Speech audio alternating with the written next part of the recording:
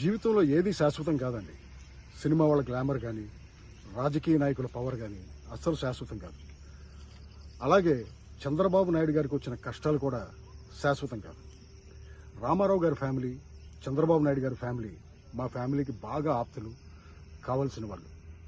చంద్రబాబు నాయుడు గారి గురించి మీకు చెప్పాలంటే, ఆయన ఏదన్నా పని చేసే ముందు 100 యాంగిల్స్లో చూసి అందరినీ సంప్రదించి ఎవ్వరికీ ఇబ్బంది కలగకుండా డెసిషన్ తీసుకుంటాడు.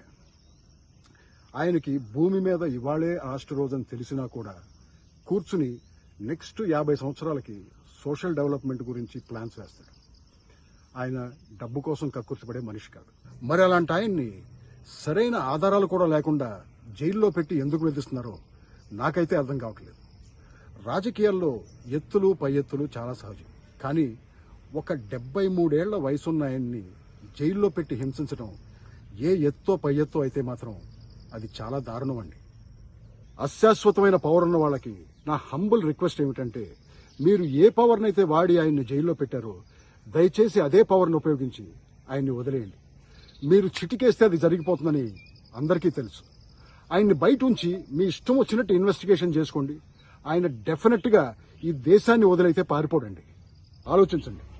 చరిత్ర మిమ్మల్ని ఎలా గుర్తుంచుకోవాలనుకుంటున్నారు? కక్షతో రగిలిపోయే కసాయి వాళ్లలాగానా, లేకపోతే జాలి మనసు, మారల్స్ ఉన్న మంచి నాయకుల్లాగానా? దయచేసి చంద్రబాబు నాయుడు గారిని వదిలిపెట్టేయండి. నాలాగా ఎంతో మంది మీ పట్ల కృతజ్ఞతతో ఉంటారు. నమస్తే.